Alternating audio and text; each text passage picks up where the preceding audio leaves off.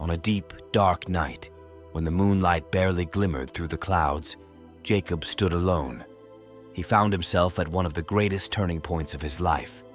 After leaving his father's and brother's home, he had journeyed far, passing through valleys and mountains, far from his beloved land. But it wasn't just the physical journey that weighed him down. Jacob's heart was burdened with many questions, pains, and worries. All those years of unresolved conflicts with his brother, loneliness and broken hopes had led him to this point of weariness and doubt. He wondered if his life really had meaning, if there was a special purpose, or if it was merely the result of the mistakes he had made in the past. He remembered how he had deceived his father, how he took the blessing that belonged to Esau, his brother. He remembered his brother's anger, his sorrowful and pained gaze, and he feared that perhaps he would never find his way back. But in that moment, when Jacob found himself alone at the end of his journey, something incredible happened. As he stood on the ground, he closed his eyes and began to pray, asking for God's help and mercy. The feeling of isolation overwhelmed him like a stone. Life seemed like a mysterious, complicated labyrinth. He prayed for strength to continue his path, for peace, for forgiveness and forgetfulness of all the mistakes he had made. But he was not alone. Unexpectedly, something grabbed him by the shoulder, something he couldn't see but could feel. Body against body, soul against soul.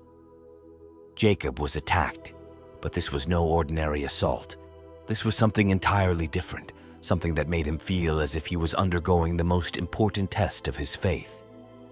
In the midst of the night, Jacob found himself wrestling with some mysterious force. The struggle was so intense that his whole body strained. Every muscle was tensed, and his mind tried to understand what was happening.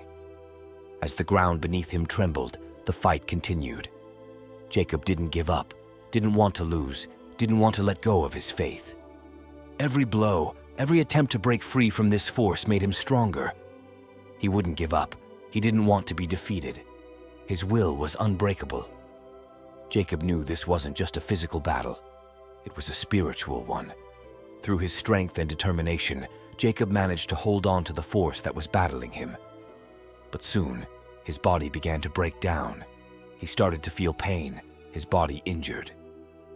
With a strong, pained cry, Jacob fell to his knees.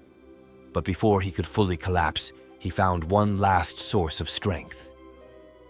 "I will not let you go unless you bless me," he spoke to the unknown opponent.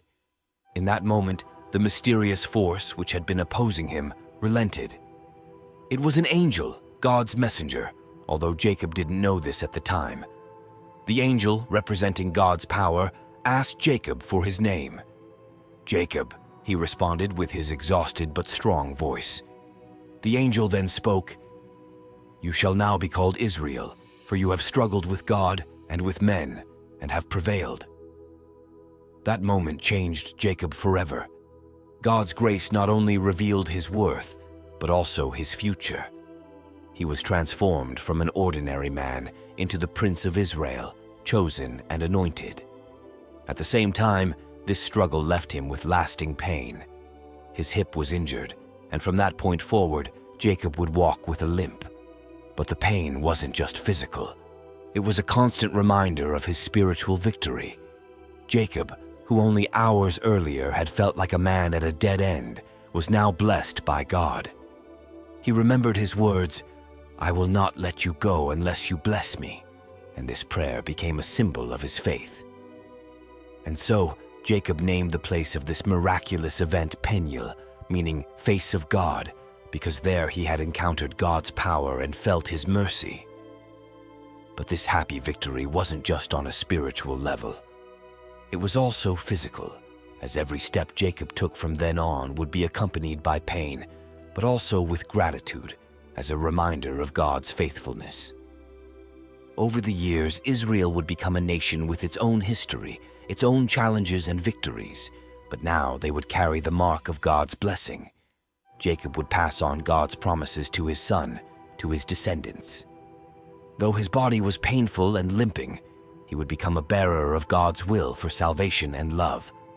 God, despite his weaknesses, was with Jacob, and God is with us, even in our most difficult times. Like Jacob, we can struggle, we can humble ourselves, we can carry our pains and trust in God's strength, which at the right moment will bring us victory. After many years of separation and tension, when it seemed that all hope was lost and doubts filled the hearts of many, Jacob and Esau found themselves on the same path. Esau, who had once been enraged and bitter toward his brother for the deception Jacob had carried out in stealing their father's blessing, was now a changed man. His heart was filled with a sincere desire for reconciliation, free from the wounds of the past and the regrets of what had happened. Esau approached Jacob and offered something no one could have imagined in the past.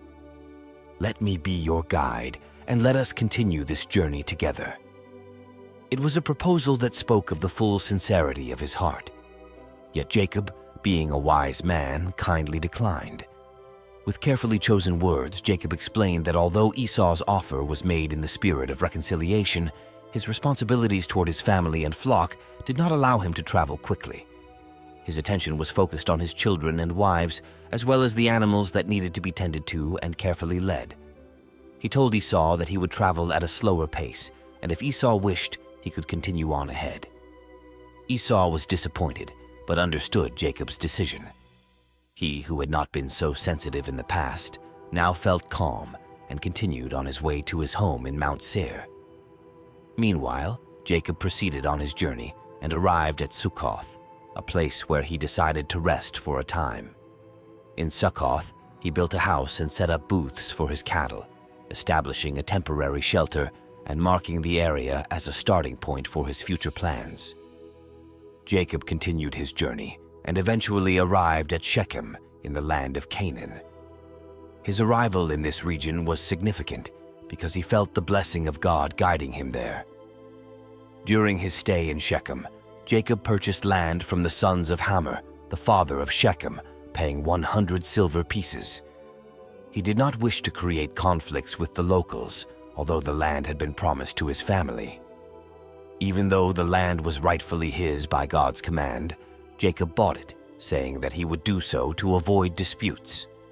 He was ready to pay for his place in this land, not only for economic reasons, but also because he respected God's guidance.